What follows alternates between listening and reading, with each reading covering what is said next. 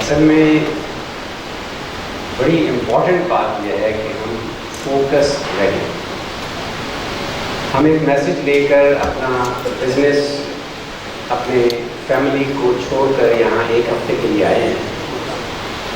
اسلام آباد میں ہمارا ایکسپیرینس یہ تھا کہ میڈیا کے ساتھ جو انٹریکشن تھا اس میں ہمارا میسج ڈائلیوٹ ہو گیا.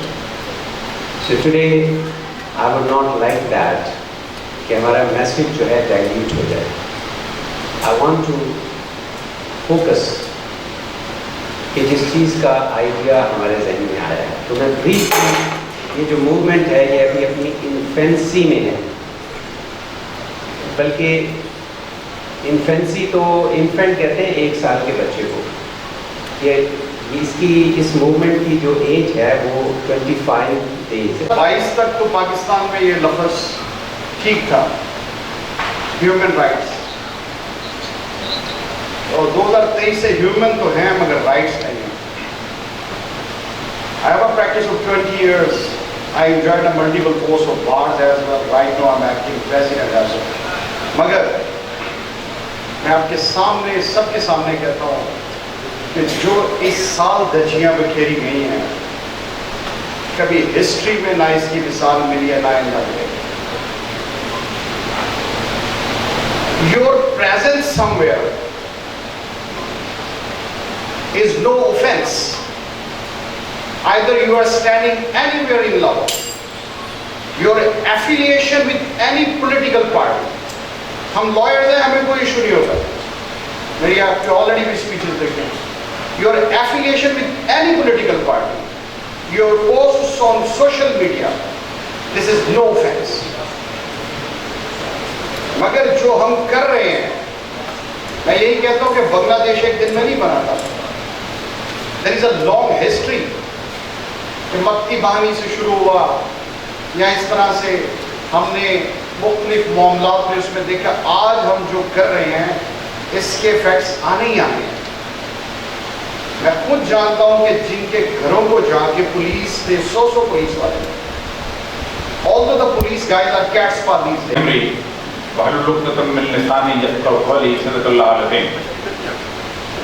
فیض احمد فیض نے اپنے ایک غزل میں ایک شعر لکھا ہے کہ یہ ہمیں تھے جن کے لباس پر سر روح سیاہی لکھی گئی، یہی داغ تھے جو صدا کے ہم سر بز میں یاد چلے گئے. محترم خواتین حضرات، میری تقریباً 67 سال اور 7 ماہ عمر ہے. میں نے زندگی میں پہلی چند گھنٹوں کی جیل 1970 میں دیکھی تھی، اور اس مختصر سی جیل نما جو جگہ تھی اس سے مجھے یہ اندازہ ہوا تھا کہ جیل کوئی اتنی مشکل چیز نہیں ہے. اس لیے کہ میرے والدین آ گئے تھے، کچھ وکلاء آ گئے تھے، کچھ لوگ آ گئے تھے، اور انہوں نے کسی نے کس جب تک وہاں بات کر کے انہوں نے کہا کہ بچہ ہے 12-13 سال کی عمر ہے، اس کو چھوڑ دیں. میں نے دوسری جیل 1974 میں دیکھی تھی جب ختم نبوت موومنٹ چل رہی تھی. اس وقت بھی میرے والدین کو علم تھا کہ میں کہاں ہوں. میرے دوستوں کو پتا تھا کہ میرے ملنا کہاں پر ہے، اور ان لوگوں کو بھی اندازہ تھا کہ کون کون لوگ وہاں پر ہیں. اور صبح سویرے ہمیں جیل میں سے رہا کر دیا جاتا تھا. ہم منہ وغیرہ دھو کے باتھ روم جو ایک ہی باتھ روم ہوتا تھا اس کے بیرک اور سے فارغ ہو کے پھر اس کے بعد ہم جیل میں گھومتے پھرتے تھے. ایک آزاد شخص. تو قائد اعظم سے ان کے ایک دوست نے پوچھا، Quaid Azam do you really believe it will become a nation? It may take 50 years. تو جیسا ان کا طریقہ تھا بہت مختصر ٹو دی پوائنٹ بات کرتے تھے. انہوں نے کہا تو 100 years. 1776 میں امریکہ آزاد، 1859 میں خانہ جنگی، 10-15 لاکھ آدمی اس میں مرا، اور انہوں نے ڈسکور کیا کہ ہم تو اپنے آپ کو تباہ کر رہے ہیں. اور اس کے بعد وہ عہد شروع ہوتا ہے. ابراہم لنکن جیسا لیڈر قدرت نے انہیں عطا کیا، اور غالباً وہ واحد ایک کہا جا سکتا ہے کہ لہکتا ہوا اخلاقی ستارہ ہے امریکی تاریخ۔ بچے اور بہت کامیاب لیڈر تو پیدا ہوئے لیکن اخلاقی ستارہ شاید ہوئے۔ دیکھیے قومیں ادوار سے گزرتی ہیں افراد کی طرح، قومیں کوئی لمیٹڈ کمپنیاں نہیں ہوتی جو دیوالیہ ہونے کے بعد ختم ہو جاتی اور اس میں بھی کئی صدیاں لگ گئیں۔ تو ہمیں دیکھنا چاہیے بیسک رول کیا ہے۔ جب ہم نے پہلی دفعہ زندگی میں ایک ڈاکومنٹری فلم بنائی تو ہمیں بتایا گیا تھا کہ آبویس چیز کوئی آرٹ نہیں ہے، ورنہ اسے بیان کرنے کی ضرورت ہوتی ہے۔ جو کچھ معاشرے میں ہو رہا ہے ہم سب جانتے ہیں۔ نقطے کی بات جو ہے وہ بار بار بیان کی گئی کہ خوف ہے، دہشت ہے، اسے ختم کرنا ہے۔ اس میں میں بھی چاہتا ہوں 3 منٹ میں ختم نہیں کر سکوں، میں کوشش کرتا ہوں جلد از جلد کروں۔ دمشق کا ایک چھوٹا سا شہر ہے حلب، وہاں ایک چھوٹا سا مزار ہے، اس میں ایک آدمی 1400 سال سے سویا کہ اگر اس ملک میں آئین کی پاسداری ہو جائے، جیسے اولیاء مقبول جان صاحب نے کہا کہ اگر یہاں پہ عدالتیں کام کرنا شروع کر دیں آئین کے مطابق، اگر یہاں پہ میڈیا حق کی بات کو دبائے نہ، تو سچ بات یہ ہے کہ اس ملک میں اتنا پوٹینشل ہے کہ یہاں پہ کوئی شخص یہ دعویٰ نہیں کر سکتا کہ یہ ہمارا ملک پیچھے جائے گا، یہ ملک ہمیشہ آگے جائے گا۔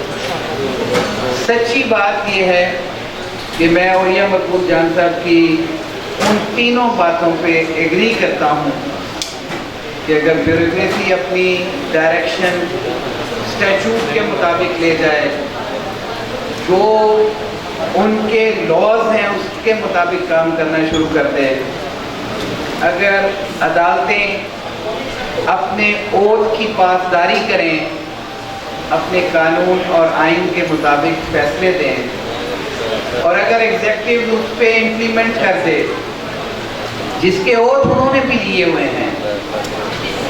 یہ اوتھ صرف اور صرف ججز نہیں لیتے، اس اوتھ کو کانسٹیٹیوشن کو دیکھیں گے تو یہ اوتھ منسٹرز بھی لیتے ہیں، یہ اوتھ فوجی بھی لیتے ہیں، اور یہ اوتھ آئین کے اندر دیے گئے ہیں۔ اور اگر یہ تینوں سیگمنٹ آف سوسائٹی جن کی بات ابھی اولیاء مقبول جان صاحب نے کہی، مجھے بڑی دل کو لگی، کیونکہ میں عدالتوں میں جاتا ہوں، آپ کے رائٹس کے لیے جاتا ہوں۔ اس کے اندر بہت پوٹینشل ہے، اس میں ٹیلنٹ ہے، اس میں انٹیلیجنس ہے، اس میں ریسورسز ہیں، لیکن ہمارا ملک پیچھے جا رہا ہے۔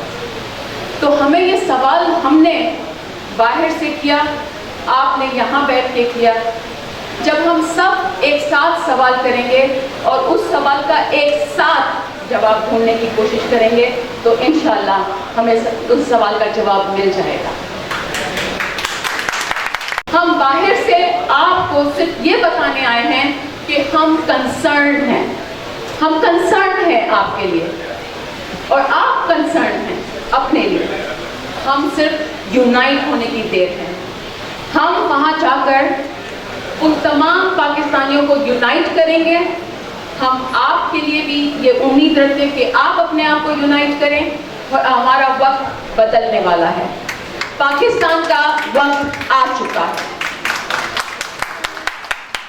اور میں صرف آخر میں صرف یہ کہوں گی، injustice any where is injustice every where.